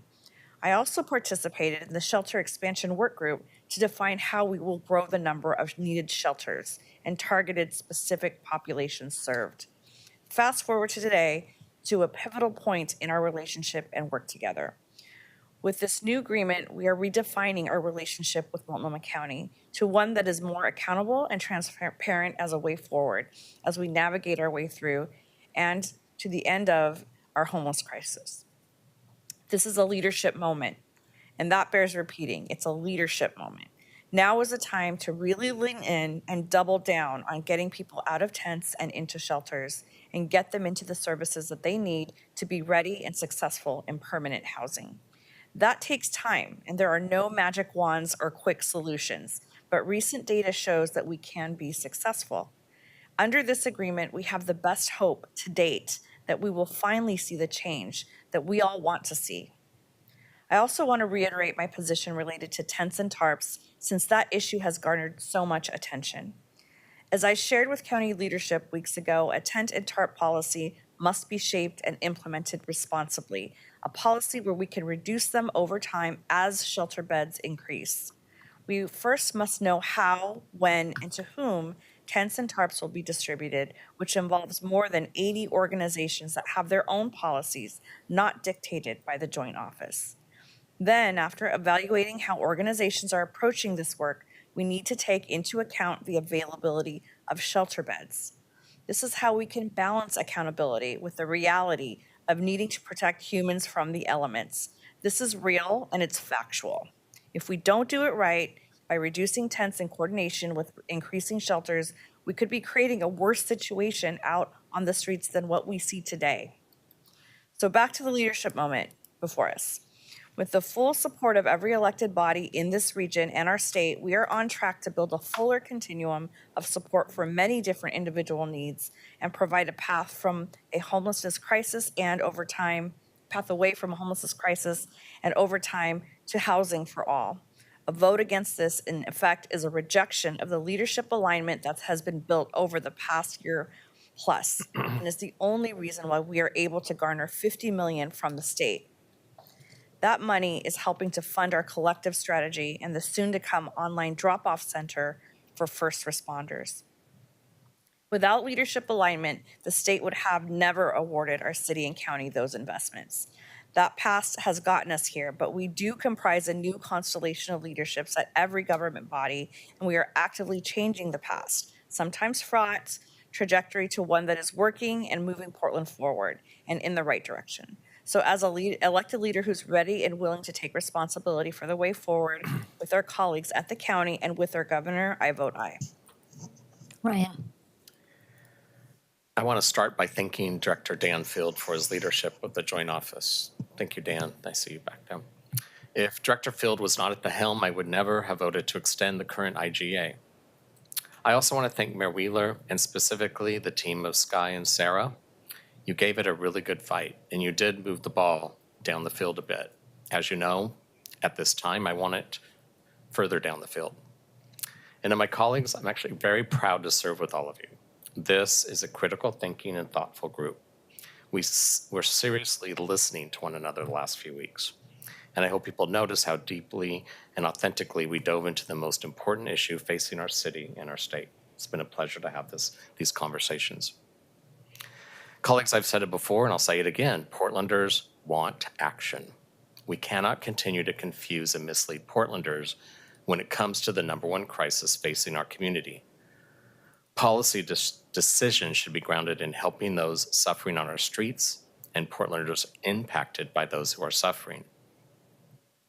On behalf of the people suffering outside and on behalf of the people directly impacted by the humanitarian crisis on our streets, especially those families who feel helpless, I'm here to reinforce that Portlanders do not want more of the same, and they don't want small tweaks to this agreement. Portlanders want truth, they want us to adapt to the current conditions, and they want bold action. Since this revised IGA was brought to City Council, I've been pushing for three things. Actually, this started months ago in meetings with the mayor, of course. Transparency, accountability, and good, balanced governance. Portland, I will keep pushing, keep lifting your concerns, and I'm going to be honest with you. We are not delivering on your expectations. My amendment asked for one behavioral health expert who is not on the county payroll, one business sector representative who helped pass SHS funding in 2020 and has since felt left out, and one individual taxpayer with a lived experience in homelessness or behavioral health recovery. My call for transparency, accountability, and good governance was met with fear and pushback. I learned that sadly, there are those who feel my friendly amendment disrupts the balance of power. Well, that's exactly the point. System change work happens when you shake up the existing system of power, and that starts with changing who has a seat at the table. As amended, we'll be signing up for agreement that has not been working, because for the most part, we'll be signing up for more of the same. The big win for the city is that the SHS dollars will pay for the Safe Rest Villages and task sites, a program I faced considerable headwinds implementing. And I'm not talking about the headwinds from neighbors. That's actually very noble and understandable. I'm talking about an uncooperative joint office staff whose behaviors delayed openings at every turn. I'm trying to have faith in this so-called win to pay for the villages, and I will be monitoring this like a hawk. In reality, we need to stop relying on an antiquated 2-decade-old model of homeless services that works for too few, as the conditions on our streets have rapidly changed, even in the past years as the cheap, accessible, poisonous drugs have hit the streets. We must make adaptability a core value. We need to adjust our post-SHS funds reality, invest in what works, like the Safe Rest Villages, like the task sites. We need to choose common sense, Portland. I'm confident that I gave this council every opportunity to get me to a yes on this vote. Portlanders deserve better. Everyone sleeping outside tonight deserves better. And I'm looking forward to continuing to work to provide on-ramps to stable housing wherever I can. My commitment to serving the unhoused community is unwavering. If approved, there is little more than 90 days to prove the county can gain traction in a resistant culture and move toward results. In 3 months, I do not want to hear the same excuses on how this agreement is failing or how we are planning to plan. I want to see results that demonstrate transparency, accountability, good governance, but most of all, results. And please understand, if in October we decide to terminate this agreement, services will continue. Ending this agreement would not leave people in limbo. Again, we have the right leader in Danfield, and we have a county chair who listens and will do dialogue. I want to thank a phone call yesterday I received from Chair Vega Peterson. And I want to thank the chair and the mayor for hosting much needed convenings between the two bodies on homelessness. I have faith the split votes we are currently experiencing from elected bodies is actually a step. We have moved from rubber stamping and playing numb or nice to engaging deeply with critical thinking about the issue that our city and our state will either sink or swim with. Director Field needs support from elected public servants and from the community to create reform, and he needs staff that align to his vision. For several years, I played nice and voted yes on this agreement with advocating for the same big three I'm advocating for today: transparency, accountability, and balanced governance. The big three need to be operationalized in this resistant culture. My stance is one of disruption, not of obstruction. Unfortunately, today the culture to deliver results is still not there. As such, in good faith, I cannot support this agreement. It simply will not make the impact Portland is expecting and deserves. I hope to be proven wrong on October 15th. The clock is ticking, and today I vote no. Wheeler. All right. Well, thank you, colleagues, and I'll try to be as brief as I possibly can. First of all, let's just acknowledge the reality. The relationship between the city and the county and through the joint office has been challenging at best. And I know this because I've been involved in this relationship for over 7.5 years. My diagnosis is that the city and the county do not have aligned philosophies when it comes to homelessness. That has been the problem from the very beginning. The city obviously wants to join the county in providing humane alternatives to people sleeping on the streets. To that end, we stood up the SRVs, we stood up TAS, we hired an out-of-state contractor to supplement the work that we needed done here. We hired outreach workers to help connect people to services. And I believe on those issues, at least today, we're in alignment. It did take us, as Dan said, some period of time for people to come around. Those early meetings around tasks, I'll just say politely, were uncomfortable at best. But when people saw what we were doing, how we were doing it, and what the results were, people have come around. And that's good. That's part of our job as leaders, is to make the point, stick with it, and show people that we can make good progress. So we're in agreement that people should have humane alternatives. If they want to seek services to get off the streets, we should support them. It's the second area that has caused the most friction between the city and the county, and that is our legal obligation to maintain our public right-of-ways and maintain public safety.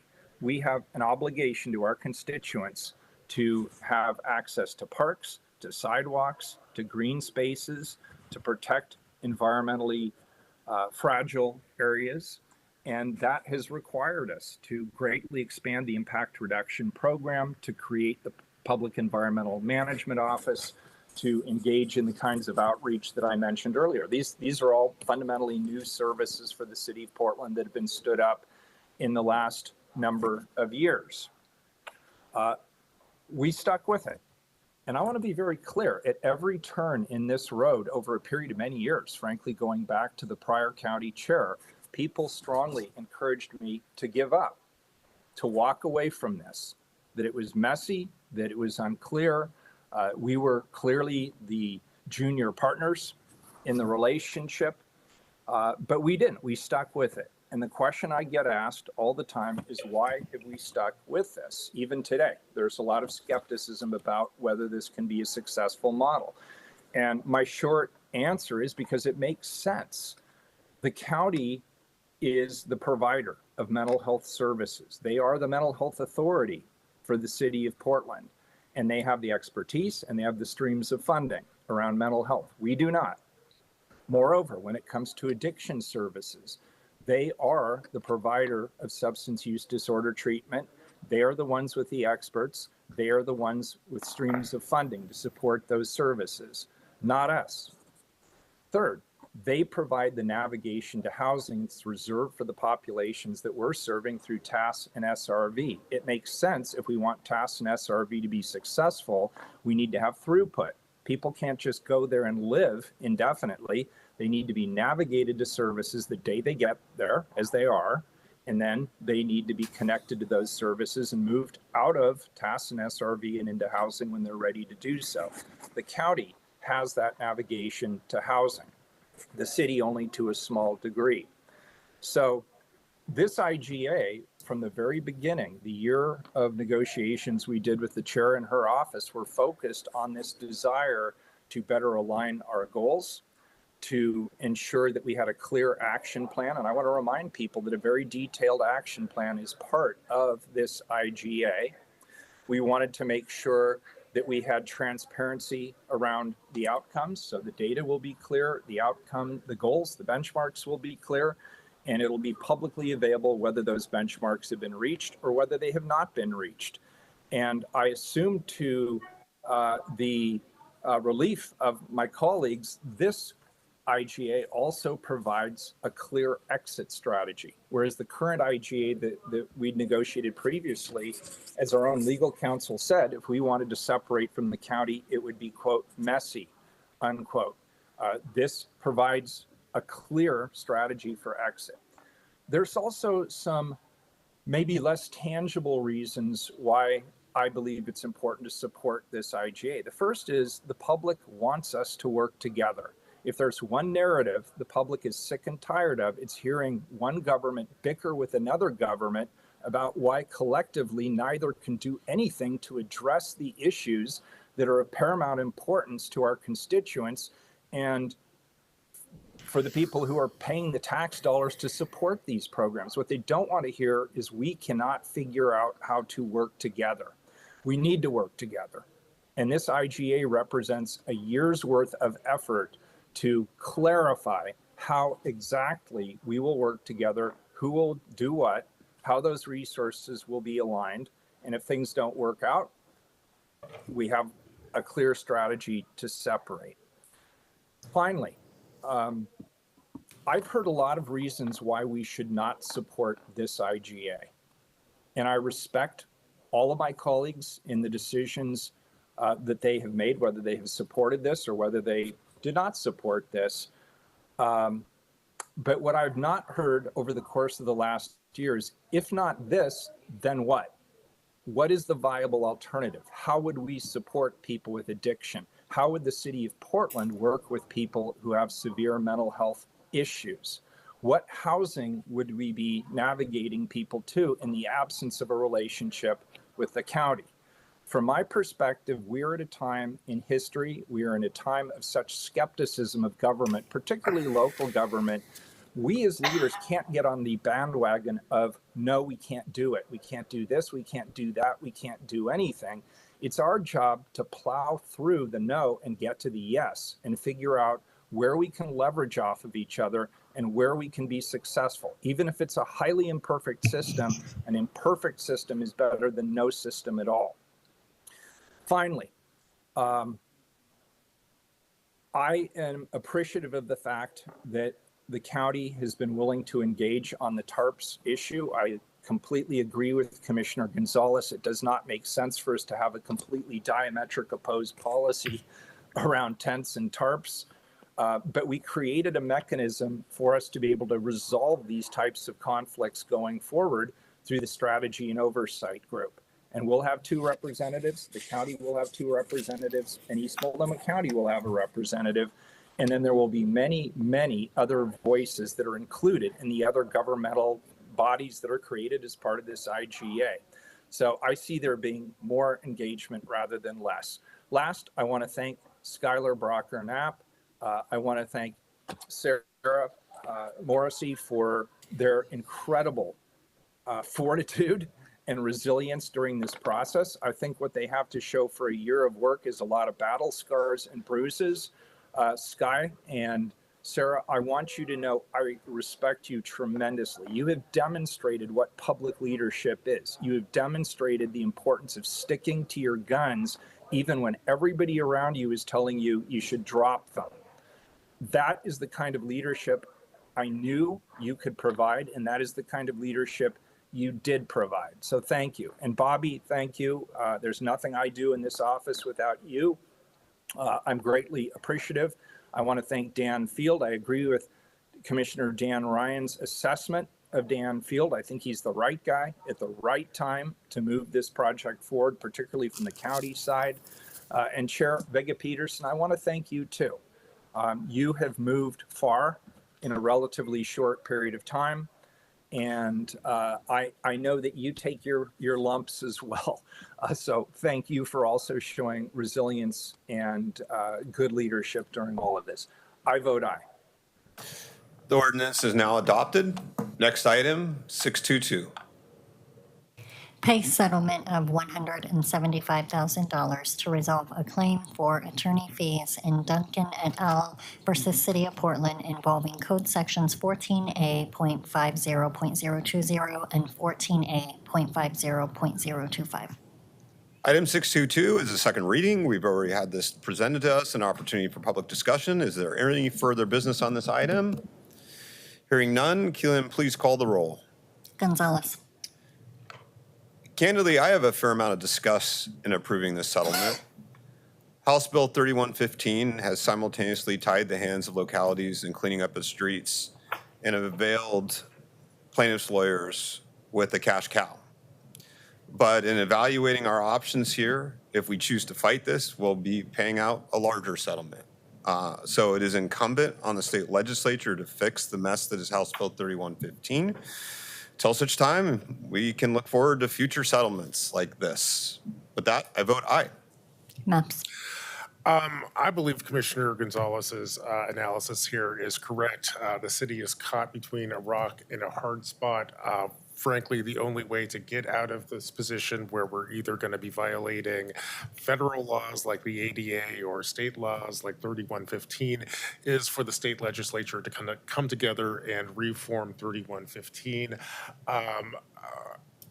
I believe, colleagues, that this is something that we should add to our legislative agenda for next year.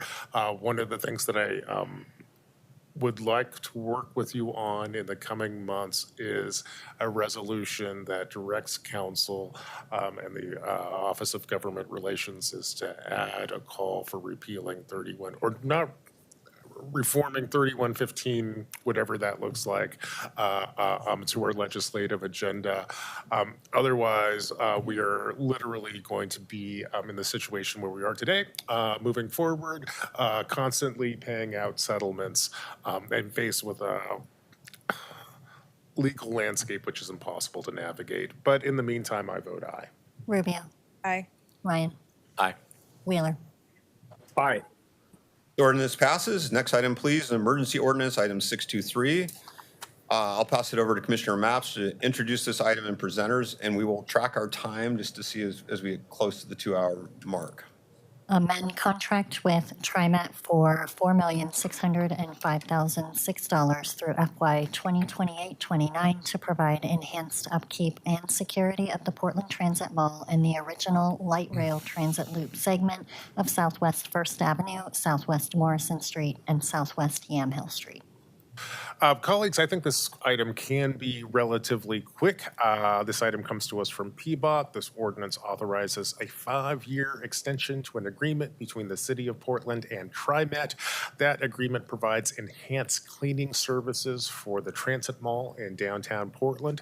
Central City Concerns Homelessness to Self-Sufficiency Program provides staff for that work, which includes sidewalk sweeping, graffiti removal, litter removal, transit shelter cleaning, and sidewalk pressure washing. This agreement has been in place since 2009, and since 2009, this agreement has been updated and renewed every 5 years. The ordinance before us today continues this vital partnership. Here to provide us with more details is David McEldowney, a division manager with PBOT. Welcome, David. Thank you, Commissioner Maps. PBOT is very pleased. Well, once again, I'm David McEldowney with PBOT. PBOT is very pleased to be able to bring this item before you today. As Commissioner Maps said, this ordinance will allow PBOT to continue our valuable relationship with TriMet and address the funding and management of the Downtown Transit Mall for the next 5 years. I'm going to run through a short presentation, then we'll have some invited testimony for council, after which time I'm happy to come back and answer any questions that you may have. Before I dive into the details of the ordinance, I wanted to add some context relevant to this matter. The current slide depicts the geographical location of the Portland Transit Mall and the Max Loop, with the Transit Mall generally running on 5th and 6th Avenues between Union Station and Portland State University, and the Max Loop running on 1st Avenue from the Steel Bridge to Southwest Yamhill and Morrison Streets and extending west on those streets to Southwest 13th. The next slide illustrates the organizational relationship that allows this program to function so well. As you can see, the city and TriMet's relationship is based on the IGA that we are here to extend for another 5-year term today. TriMet has already approved the IGA and are now just waiting for the city to approve this ordinance. TriMet then contracts with Portland Mall Management Incorporated, also known as PMMI, to manage a large variety of work on the mall. PMMI contracts with the Portland Metro Chamber for cleaning and security services, as well as a variety of other services, some of which we'll see on the next slides. I'm sure you're all familiar with the work of the Crows downtown on the Transit Mall. So some of the services involve the crow abatement and then the cleaning of the crow mess. And other services are the repairs of the sandset brick pavers at the intersections. We have the power washing and station cleaning. We have tree trimming services also on the mall. We have graffiti removal on the Transit Mall. The next slide provides a view of the funding sources for PMMI's work. It's a partnership that also includes Portland State University and the Portland Metro Chamber, in addition to TriMet and the city. Lastly, I wanted to provide a closer look at the city's overall contribution to the IGA. Over the next 5-year period, the city is anticipated to provide $5.9 million in in-kind services on the mall. These in-kind services include such things as enhanced hose flushing and street sweeping, trash receptacle service, specialty traffic signals for the MAX trains, asphalt patching, and planter pot maintenance. PBOT will contribute almost $2.5 million into a dedicated major maintenance account that we manage at PBOT.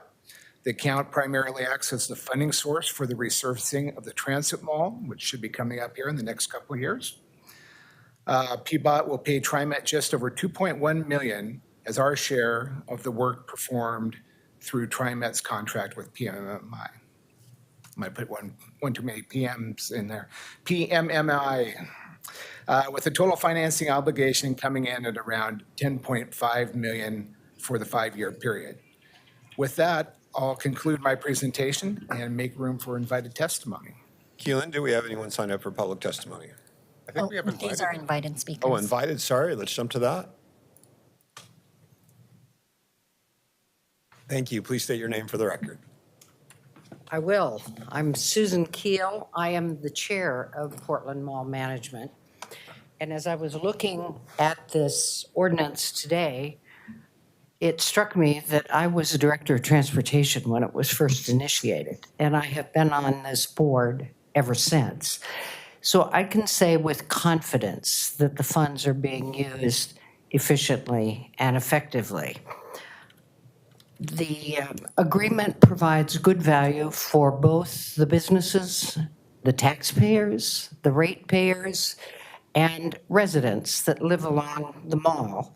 And it is overseen, as David said, with a public-private partnership where everybody's working in the same direction, which is a godsend compared to many other committees that oversee things. But it has a single purpose: to ensure that the transit mall on those cross streets are cleaner, safer, and more active. And I think everyone is committed to that. So I would recommend your approval of this amendment because it's something that has worked for 15 years, and the amendment has been tailored a bit, as Commissioner Mapps has said, and I see no reason why it should not continue to work in the future. Does that conclude invited testimony? Does? Okay. Any public testimony, Keelan? No one signed up. Are there any further questions or comments from my colleagues? Yeah. Could the gentleman from TriMet come up, please? PBOT? David, right? I didn't mean From to just- Peabot. Pardon me?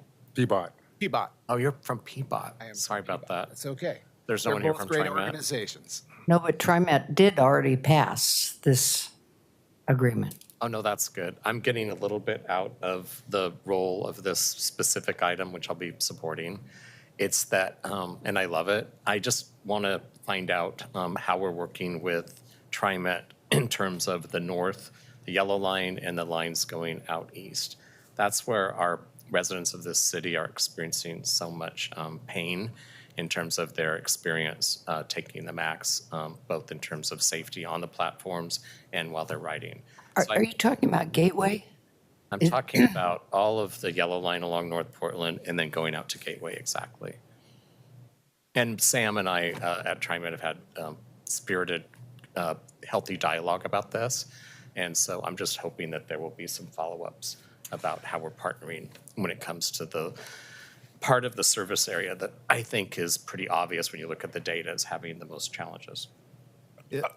From a Peabot perspective, or at least my perspective, working on this transit mall, I have zero background on that to offer, but I do know that Sue and PMMI are working on a project over in Gateway, and she may be able to shed some light on that. Where, on that one, TriMet's concerns have been the cleanliness and safety in that Gateway area, and they've asked us to help have them put a process, something similar to how PMMI operates in that Gateway area. And we've done that. We've shared our governing kinds of documents, and I'm going to be sitting on an oversight committee there for us, and we've helped initiate an 18-month pilot project that is being funded by TriMet in this instance, but with some other partners coming to the party, and private sector partners that will be sitting on that board as well. And that should be done within the next month. So we'll be moving on that, but they liked what we were doing downtown. They want our help in framing this up in the Gateway area. I don't know about the North Portland, but maybe there's something. I just hope there's a Excuse me. collective meeting with TriMet, with Peabot, with, I think, the joint office, because it is our largest daytime shelter, are those, the MAX trains that go from north out into the east. And so that's the reality. And so there's a lot of outreach potential. And I just think I haven't heard the plan on how we're going to continue to improve that. My neighbors don't take the MAX like they used to because of these concerns along interstate. And then my spouse, so it's personal, they take it out to the David Douglas area past Gateway. And it continues to be pretty challenging. On any given day, there's a opportunity to get off the MAX because of secondhand fentanyl smoke. So it's just we have to continue to work on that. I can certainly connect with the Peabot leadership on that. Any further questions or comments? Yeah, I'll just jump in here. First, Commissioner Ryan, I very much appreciate your concerns about safety on TriMet system. And I tell you, I meet with TriMet folks all the time. They've been incredible partners. Peabot is an important partner here too. I do think that some of the concerns that you raised here, well, Peabot and infrastructure should be at the table. That strikes me as also being something which probably we want to get the commissioner or the deputy city administrator in charge of public safety. This week we're transitioning into a new form of government, so we're all kind of trying to figure out what the language and what the system is. Yeah, and TriMet and Peabot and infrastructure should be at that table, but certainly the service group areas that are in charge of safety should be at this conversation too. So I'll ask my deputy city administrator or the deputy city administrator for infrastructure to connect with the deputy city administrator in charge of safety, and we'll see if we can follow up on this conversation. Sorry to drift off of the specific item. It's been frustrating that we haven't had this dialogue in public as much as we should. So thanks. Any further discussion? This is an emergency ordinance. Keelan, please call the roll. Maps.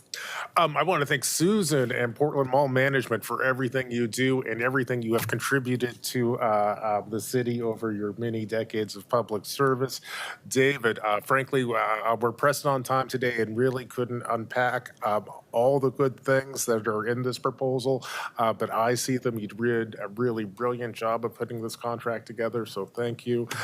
Colleagues, this ordinance that we're doing today is key to keeping up our downtown clean and safe and helping Portlanders get to where they want to go, how they want to get there, which is why I'm really happy to vote aye. Rubio. Thank you so much for your great work. And former Director Keel, it's great to see you, and that long history is really important to making sure that there's consistency in service and that it's top notch. So pleased to support this today. I vote aye. Ryan. Yes, first of all, thank you, Susan. Knowing that you're at the table actually gives me a lot of comfort in these conversations, so thank you. And this is a very specific contract, and it's a very necessary investment. I'm enthusiastically voting aye. Gonzalez. Aye. The emergency ordinance is adopted. Next item, please, is a second reading, item 624, and we're going to push through as fast as we can. We've already had this presented to us, an opportunity for public discussion. I'll let Keelan read the title. Amend liquor license recommendations code to rescind the requirement for mail notice of liquor license applications, align application procedure with current process, and rescind section requiring council notification of Oregon Liquor and Cannabis Commission proceedings. A mouthful. Is there any other business on this item? Keelan, please call the roll. Maps. Aye. Rubio. Thank you, Christina and Carrie, for your presentation. Great work on this. I vote aye. Ryan. Aye. Gonzalez. Aye, the ordinance passes. Next item, please, a second reading, item 625. Authorize competitive solicitations to implement the Portland Clean Energy Community Benefits Fund's Climate Investment Plan Strategic Program 6, Comprehensive E-Bike Access and Support not to exceed $20 million over 5 years. This is a second reading, already been presented to us, an opportunity for public discussion. Any further business on this item? Hearing none, please call the roll. Maps. Aye. Rubio. This is an exciting step forward for Portland. Thanks, Sam and Sitha, for your excellent work and presentation. I vote aye. Ryan. Yes, aye. Gonzalez. Aye, the ordinance passes. Keelan, does this conclude this morning's business? It does. Wonderful. The next scheduled city council meeting for this body will be at 9:30 a.m. on Wednesday, July 10th. Did we Is that skip? correct? Oh, we had 6:15. No, it was not pulled from consent. Just to reiterate, the next scheduled meeting will be at 9:30 a.m. on Wednesday, July 10th. We are adjourned. Again. No, just kidding.